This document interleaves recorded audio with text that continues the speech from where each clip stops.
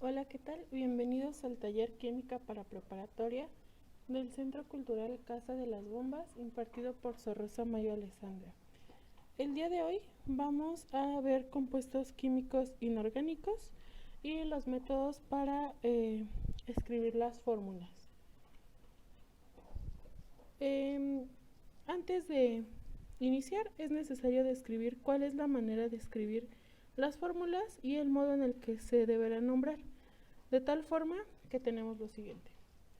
La fórmula de un compuesto está formada por una parte positiva y otra negativa, de tal manera que las cargas se neutralizan, es decir, los compuestos son electrostáticamente neutros y dicha neutralidad está dada por los números de oxidación de los elementos, mismos que revisamos la clase anterior. Como primer ejemplo, tenemos calcio más 2 más oxígeno menos 2. Para ello se tiene que hacer un cruce entre sus cargas, de modo que obtenemos calcio 2, oxígeno 2. Del mismo modo como revisamos en la sesión anterior, esto quiere decir que tenemos 2 átomos de calcio y 2 átomos de oxígeno. Sin embargo, como observamos, los subíndices tienen un común denominador, porque se simplifican a su mínima expresión y queda lo siguiente. Ambos números subíndices dividimos entre 2 y entonces nos queda 1. Los unos no se escriben, pero sabemos que están ahí. Entonces nos quedaría óxido de calcio, sin ningún subíndice. En algunos casos se tienen compuestos con grupos funcionales que agrupan elementos, presentan carga y actúan como unidad. Por ejemplo, hierro 2 más con CO3 a la menos 2. Lo mismo, hacemos el cruce entre las cargas y obtenemos esto, Fe2CO3 2. Del mismo modo como en el ejemplo anterior, dividimos ambos subíndices entre 2 y obtenemos 1, FeCO3.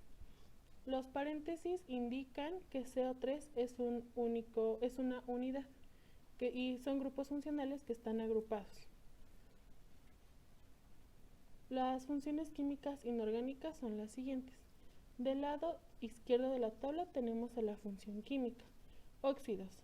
Estos se dividen en dos: óxidos metálicos y óxidos no metálicos o anhídridos.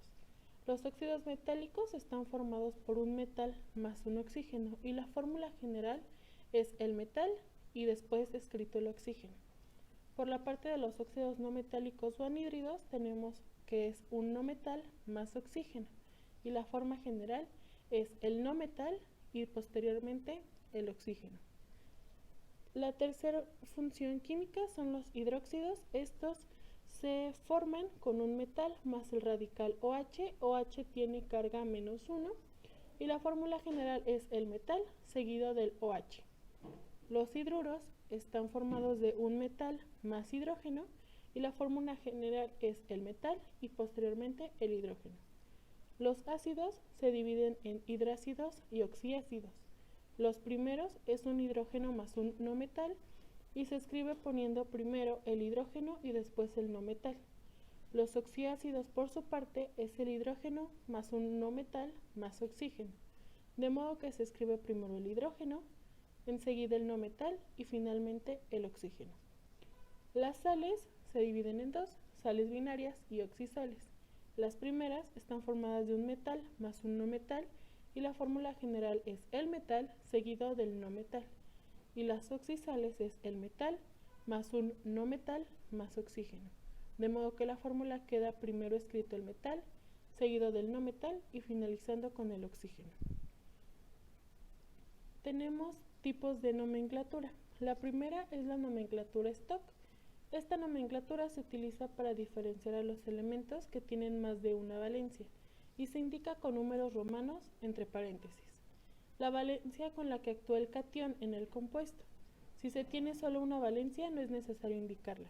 Por ejemplo, si solo tenemos una valencia, tenemos aluminio 2, oxígeno 3 y es óxido de aluminio, sin escribir ninguna valencia.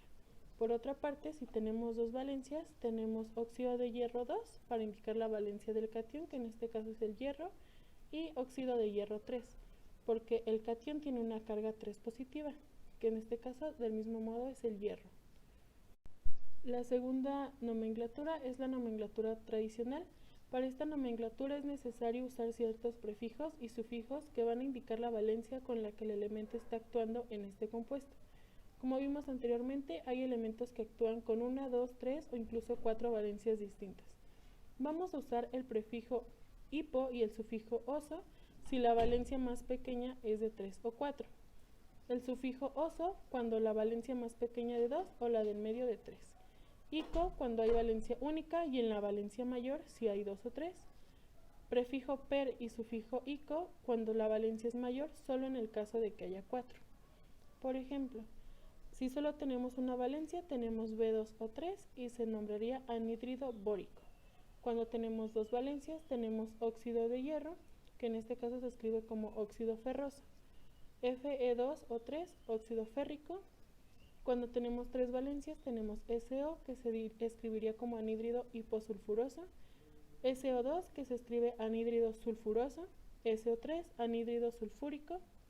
Y finalmente, cuando tenemos tres valencias, tenemos I2O, anhídrido hipoyodoso, I2O3, anhídrido yodoso, I2O5, anhídrido yódico e I2O7, anhídrido peryódico.